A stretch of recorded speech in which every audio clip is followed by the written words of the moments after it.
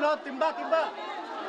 Tulong-tulong ang ilang taga-barangay Apolonio Samson, Quezon City para apulahin ang sunog sa di bababa sa 20 bahay kaninang umaga. 10 tao ang bahagyang nasugatan. Naabo ang gamit ng ilang residente.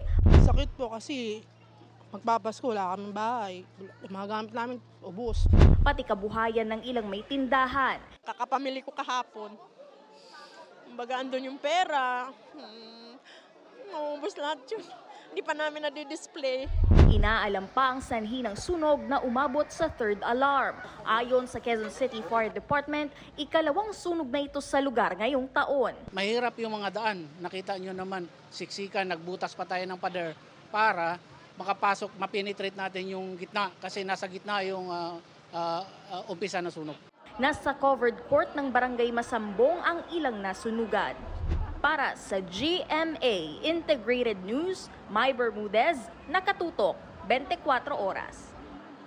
Mga kapuso, manatili nakatutok sa balita anumang oras. Mag-subscribe sa GMA Integrated News sa YouTube.